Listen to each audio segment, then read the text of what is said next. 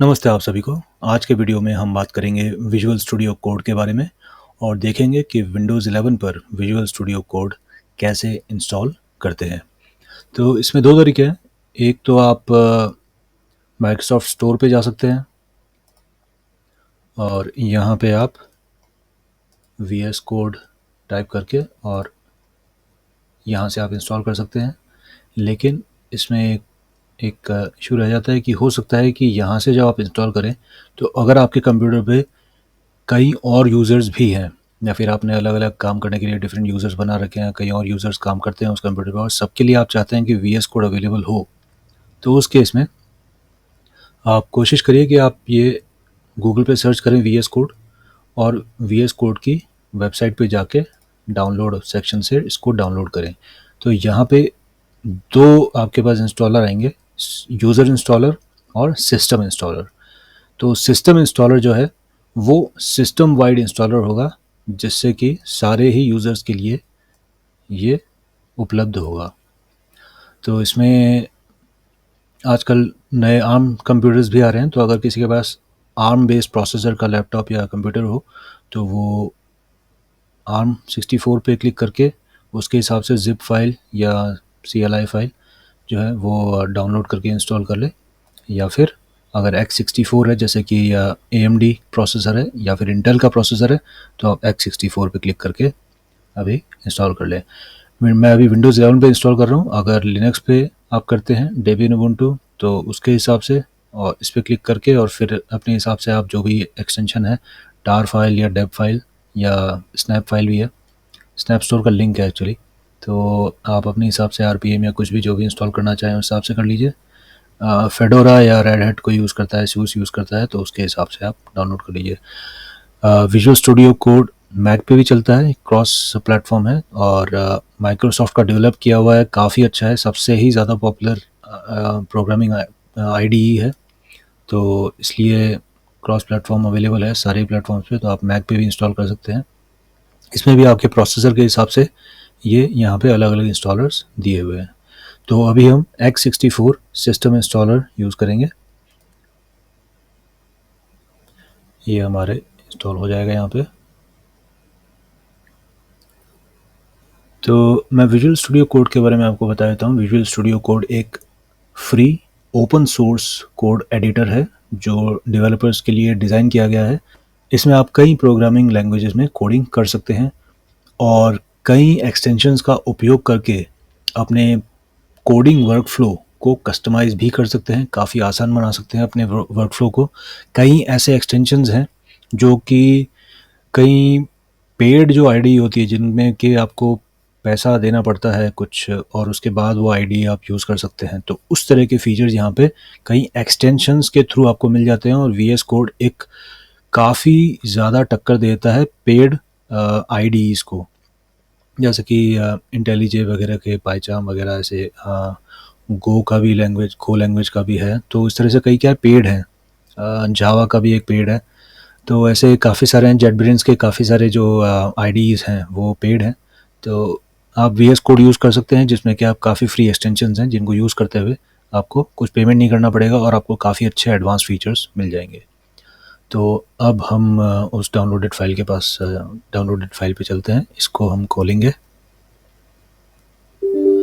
तो ये जब आपसे पूछे do you want to allow this app to make changes to your device, आप इसको यस कर दीजिए।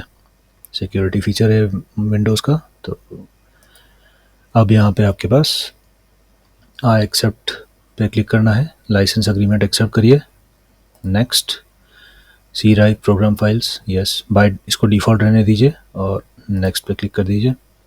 स्टार्ट मेन्यू में क्या नाम रहना चाहिए इसका, नेक्स्ट, ओके। ये यहाँ पे अनचेक्ड रहते हैं तो इनको भी चेक कर दीजिए, कोई दिक्कत वाली बात नहीं, अच्छा ही है। तो इसमें जब आप राइट क्लिक करेंगे तो राइट क्लिक में आपको ऑप्शन मिल जाएगी किसी भी फाइल के लिए या फोल्डर के लिए कि ओपन विद कोड। तो आपका जो कोड बेस होगा, जो आपकी डायरेक्टरी होगी प्रोग्राम की, आपके ऐप की, तो आप राइट क्लिक करके ओपन विद कोड में डायरेक्टली उसको खोल सकते हैं। ये दोनों हमेशा क्लिक बाय डिफ़ॉल्ट थे, इनको रहने ही दीजिएगा। पाथ में अगर रहेगा तो फिर आप VS कोड को कमांड प्रॉम्प्ट से भी स्टार्ट कर सकते हैं और register code is an editor for supported file types, तो ये भी रहने दीजिए, अच्छा ही है।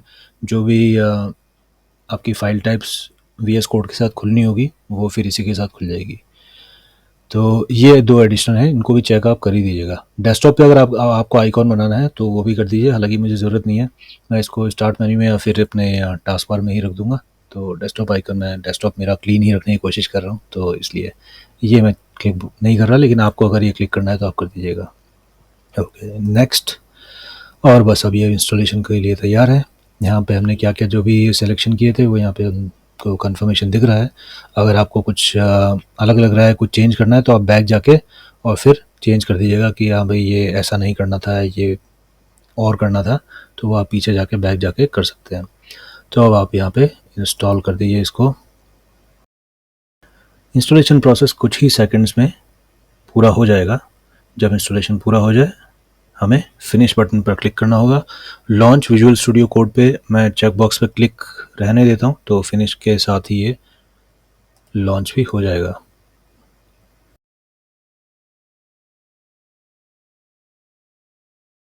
दोस्तों, अब आपके कंप्यूटर पर विजुअल स्टूडियो कोड इंस्टॉल हो चुका है और आप तैयार हैं अपने कोडिंग प्रोजेक्ट्स पर काम करने के लिए। तो इसमें आप न्यू फाइल खोल सकते हैं, एग्जिस्टिंग फाइल या ओपन फोल्डर। यूजुअली इसमें क्या होता है, जो बिल्कुल नए प्रोग्रामर्स हैं, जो नए कोडर्स हैं, उनके लिए बात कर रहा हूँ मैं। इसमें यूजुअली आप फोल्डर बनाते हैं और वो फ़ोल्डर जो है उसके अंदर फिर आपका पूरा का पूरा प्रोग्राम होता है। उसके अंदर मल्टीपल फ़ोल्डर्स होते हैं, मल्टीपल फाइल्स होती है, स्क्रिप्ट्स होती है। जैसे मान लीजिए आप Node.js पे काम कर रहे हैं तो मल्टीपल .js फाइल्स होगी, JSX फाइल होगी। React पे काम कर रहे हैं, किस पे काम कर रहे हैं उसके हिसाब से TS फाइल होगी, टाइपस्क्रिप्ट कर रहे हैं तो वो आपका जो फ़ोल्डर है, मोस्टली आप फ़ोल्डर खोलेंगे अपने प्रोजेक्ट का और फिर उस फ़ोल्डर के अंदर आप काम करेंगे। तो वो आपका फ़ोल्डर यहाँ पे उसकी सारी फाइल्स आपको दिखेगी। और अगर ये आप यहाँ लेफ़्ट में नहीं जाते, यूजुअली शायद अभी मैंने ये नया इंस्टॉल किया, लेकिन मेरा शायद जो है उसके अंदर मैंने इसको, हाँ, ये सारी चीज़ें राइट में कर रखी है मैंने। तो आप इसका जो पूरा का पूरा जो एक ये इंटरफेस है, इसका डिज़ाइन जो है, इसको भी आप चेंज कर सकते हैं। यहाँ पे ये जो पहला है ये तो आप देख ही रहे हैं, इसमें आपको फ़ोल्डर में आपको अपनी यहाँ पे आपके प्रोजेक्ट की जितनी फाइल्स हैं वो दिखेगी। यहाँ पे आपको आपकी फाइल्स के अंदर कुछ सर्च करना है, कोई भी कीवर्ड डाल के आपको सर्च करना है कि मान लीजिए मैंने डाल दिया सर्वर, या फिर कोई कुछ एंड पॉइंट डाल दिया, यहाँ पे कुछ लिख दिया, तो उसके हिसाब से फिर जैसे मुझे रेडिस का कुछ चेंज करना है तो मैं रेडिस डाल के सर्च कर लूँगा, तो रेडिस का जितना भी जहाँ जहाँ मेंशन होगा रेडिस का, तो वो सारी फाइल्स और उन फाइल्स के अंदर कहाँ कहाँ रेडिस मेंशन्ड है वो दिख जाएगा। ये सोर्स कंट्रोल गिट का है, तो इसमें हमें गिट इंस्टॉल करना होगा और फिर यहाँ पे हमें जो भी हम कमिट करेंगे, जो जो हमारे कमिट्स बनते जाएंगे, तो वो यहाँ पे हमें दिखते रहेंगे साथ में, और हम यहाँ पे इसी के अंदर ही गिट को यूज़ करते हुए कमिट्स भी कर सकेंगे और पुश भी कर सकेंगे। तो ये थोड़ा आगे की बात है, इसके बारे में भी आगे फ्यूचर वीडियोज़ में कभी कवर कर लिया जाएगा। ये डीबगिंग का है, रन एंड डीबग। इसके अंदर आप जैसे जैसे आप अपने प्रोग्राम्स बनाएंगे, एक्सटेंशंस डालेंगे, तो उन एक्सटेंशन के हिसाब से यहाँ पे रन एंड डीबग की ऑप्शंस आएगी। जैसे कि आप कोई वेब ऐप बना रहे हैं या API बना रहे हैं, तो उसके हिसाब से जो भी ऑप्शंस आएगी आप उसमें डीबगिंग ऑप्शंस यहाँ पे आपको दिखती रहेंगी। एक्सटेंशंस यहाँ पे बहुत इंपॉर्टेंट है। आप एक्सटेंशंस धीरे धीरे जैसे जैसे आप काम करेंगे, जिस भी प्रोग्रामिंग लैंग्वेज पे काम करेंगे, उसके हिसाब से आप नए नए एक्सटेंशंस जो हैं वो आप डालते रहेंगे। धीरे धीरे आप नई नई एक्सटेंशंस के बारे में पता लगाएंगे, अलग अलग वीडियोस देखेंगे। मैं भी हो सकता है आगे फ्यूचर में वीडियोस डालूँ जिसमें मैं जो एक्सटेंशंस यूज़ करता हूँ उनके बारे में बताऊँ। मैं कुछ इंपॉर्टेंट एक्सटेंशंस प्रोग्रामिंग लैंग्वेजेस के हिसाब से रेकमेंड भी करूँ। जैसे इसमें MongoDB का डाल लेते हैं, MongoDB। तो ये MongoDB का ऑफिशियल एक्सटेंशन है, और ये अगर आप ज़्यादातर, जैसे कई लोग MongoDB आप किसी लेवल पे तो अपने प्रोजेक्ट के अंदर यूज़ करते ही हैं, तो उसके अंदर आप इसको आप अपने VS कोड में इंस्टॉल कर सकते हैं, तो इससे आपको थोड़ा सा फ़ायदा होगा। इसी तरह से आपके MySQL, Postgres का सबका है, तो आप वो सारी चीज़ें धीरे धीरे आपको समझ में आएगी, वो आप यूज़ करेंगे। तो इस हिसाब से ये काफ़ी मतलब इसमें काफ़ी एडवांस्ड आपको एक्सटेंशन मिल जाएंगे। ESLint वगैरह ये तो आप बहुत ज़्यादा आपको डालना ही पड़ेगा अगर आप Node.js पे काम कर रहे हैं। तो और इसमें यहाँ पे आप ज़्यादातर लोगों को मैं ये बोलूँगा कि आप इसमें अपना लॉगिन करिए, अपना रजिस्टर कर लीजिए इसमें, और उसके हिसाब से आप गिटहब से लिंक करके या फिर माइक्रोसॉफ्ट अकाउंट या जो भी ऑप्शन दे उसमें से आप लॉगिन करके, तो फिर आप क्या है, आपकी जितनी भी एक्सटेंशंस होगी वो आपके अकाउंट के साथ एसोसिएट हो जाएगी और आप किसी दूसरे कंप्यूटर पे भी काम करेंगे।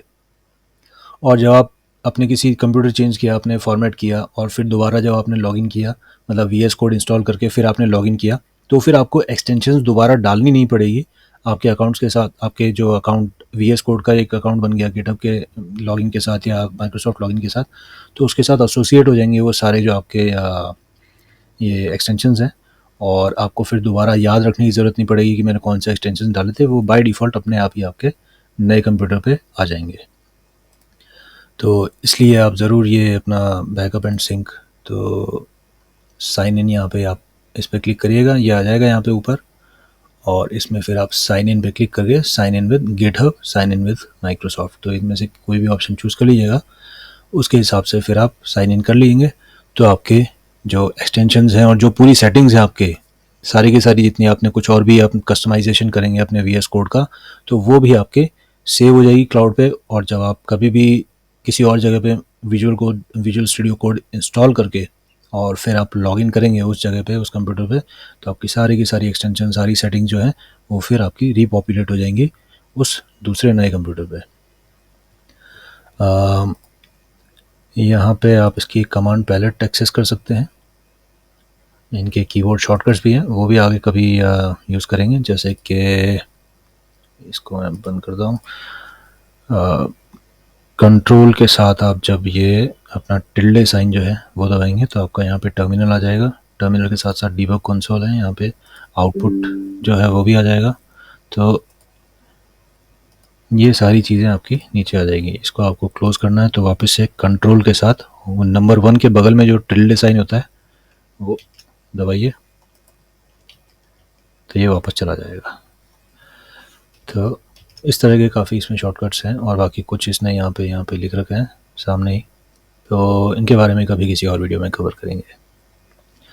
तो आशा करता हूँ आपके पास भी विजुअल स्टूडियो कोड इंस्टॉल हो गया होगा, और आप धीरे धीरे इसको एक्सप्लोर करिए, इसमें अपने हिसाब से कस्टमाइजेशन करिए और नई नई एक्सटेंशन डालिए अपनी, जो भी आप प्रोग्रामिंग लैंग्वेज पे काम कर रहे हैं, जो भी फ्रंट एंड पे काम कर रहे हैं, HTML, CSS, रिएक्ट, एंगुलर, जो भी आप कर रहे हैं उसके हिसाब से इसमें एक्सटेंशन आप ढूंढिए। जैसे कि वैसे तो आपको कई बार कुछ आपको कहीं दूसरे के पास मतलब रिकमेंडेशन के लिए जाना नहीं है। अगर आप एंगुलर पे काम कर रहे हैं, सिर्फ अपना एंगुलर डाल दीजिए और फिर आप देखिए कि पॉपुलर कौन कौन सी है और ऑफिशियल कौन कौन सी है। अब जैसे angular.io की ये है, तो ये आप इंस्टॉल कर सकते हैं। 6 मिलियन लोगों ने डाउनलोड किया हुआ है इसको, और एंगुलर स्निपेट्स है, ये भी 4.4 मिलियन का है।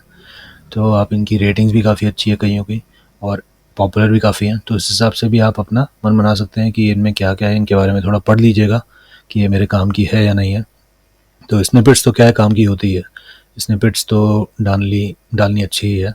आप आगे जाके रिएक्ट पे कभी काम करेंगे तो रिएक्ट की स्निपेट्स डालेंगे, तो इस हिसाब से ये स्निपेट्स वाले जो हैं, जो वो अपनी प्रोग्रामिंग लैंग्वेज के हिसाब से ये स्निपेट्स वाली एक्सटेंशन तो ज़रूर डाल लीजिएगा, और अपनी लैंग्वेज अपने फ्रेमवर्क के हिसाब से यहाँ पे टाइप करके उससे रिलेटेड जो एक्सटेंशंस हैं वो आप यहाँ पे ज़रूर देखिएगा। चलिए, तो मैं आशा करता हूँ आपको ये वीडियो पसंद आया होगा। अगर आपको ये वीडियो पसंद आया हो तो लाइक करें, शेयर करें और हमारे चैनल को सब्सक्राइब करें। आपने अपना महत्वपूर्ण समय दिया, उसके लिए बहुत बहुत धन्यवाद। आपका दिन शुभ रहे।